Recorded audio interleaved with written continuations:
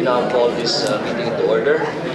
First of all, I would like to acknowledge the presence of some congressmen who are here right now, principal authors of the different bills that were filed related to the PhilHealth or Pinoy healthcare, Pinoy health insurance, or that is what we are trying to coin this bill as Pinoy health insurance.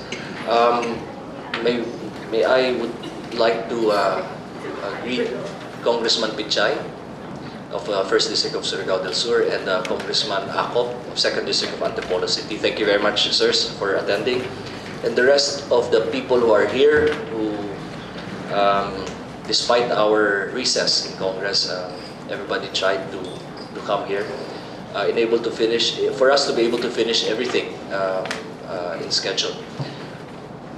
May we ask everybody to state your name or to introduce yourself before we start.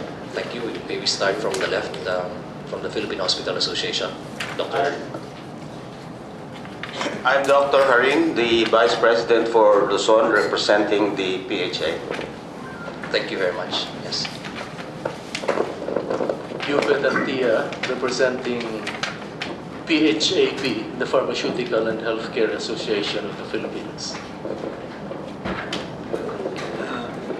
Rainer Glower, also from the Pharmaceutical and Healthcare Association of the Philippines. Dr. Jeremy Yugo, Assistant Secretary, Department of Health. Marvi Ala, Director, Health Policy Development and Planning Bureau, Department of Health.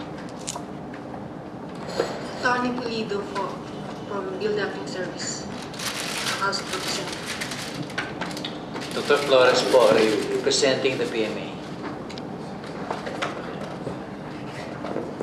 I'm Dr. Fresco Yapendon, representing the Philippine Academy of Medical Specialists. I am Attorney Edward Chico. I am the Corporate Secretary of the Philippine Academy of Medical Specialists. I am Francisco Cruz from the Department of the Interior and Local Government, sir.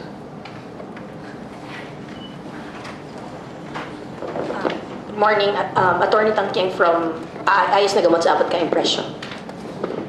Good morning, Mr. Chairman. Jim Florentino from the Office of Congresswoman Daisy Avance Fuentes. Good morning, Tanan Lucero po from DSW. Good morning, Susanita Tisiorna po, President of the Alliance of Workers in the Informal Economy. Maayong aga.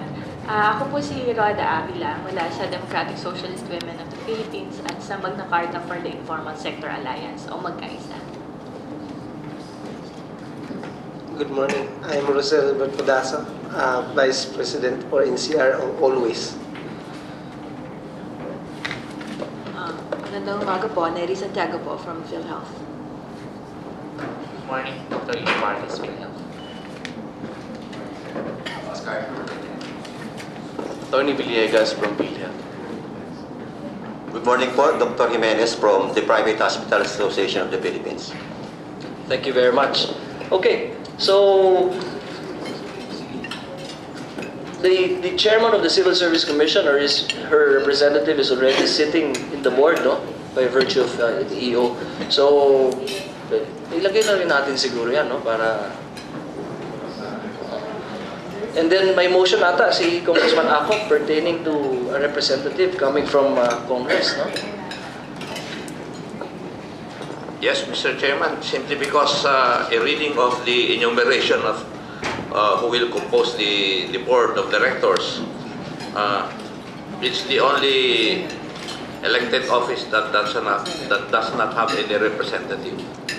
Because there's a representative of the League of Provinces, there's a representative of the elected local chief executives. May I propose, Mr. Chairman, that we also have a representative insofar as this board is concerned. Sabi nga ni Congressman Pichay, tayo nagluto, silang kumain.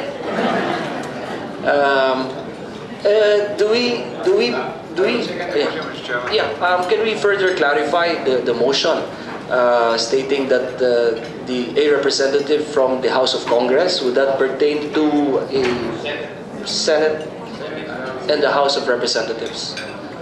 Yeah. So everybody is going to be in PhilHealth. Mr. Chairman, Comment from the Philippine Hospital Association. with regards to representative of the healthcare institution as well as healthcare providers, may we be specific in the assignment of representative? Like the institution, it should be the president of the Hospital Association of the Philippines or his representative, as well as the president of the Philippine Medical Association and his representative. Why do I suggest this? Because it is the hospitals and the professional, the doctors, who has the burden of onus in the implementation of the of PhilHealth. If I remember correctly now, or if my information is correct, the representative sitting in the board of the PhilHealth now is not even a practicing physician, and the representative of the institution is not even in the hospital management. We will be having, with all due respect, Dr. Harin, if we are going to be very specific on that, we will be having a problem with regards to the equal protection of everybody, no? With regards to, let's say, professions. If we are going to state that the representative or coming from the Philippine Medical Association should be present, or its representative, what about the representative coming from the Philippine Association of Medical Specialists, or the Philippine Nurses Association, or the Philippine Physical Therapists Association? Meaning to say, we have so many organizations that are actually would have the same status as the PMA, the PAMS, or what have you.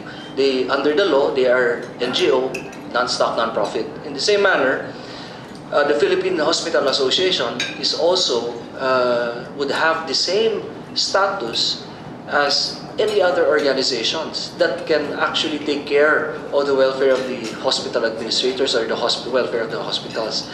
If another organization such as National Hospital Association would come up in the next 2 days, let's say, then they would cry unjust or injustice, no, with regards to representation, your representation being put in the law. So I think we really have to resolve this issue, Dr. Harin, with all due respect to your organization and the organization that is being represented by the PMA and the PAMS. So I think this is a good venue also to discuss this. Or I don't know if this is within the purview of the technical working group, or should it be discussed amongst the different professionals and the professional groups and the healthcare providers? Thank you. If I might add, I think it's safe to say that most of the other association really works in a hospital setting. Like if you say the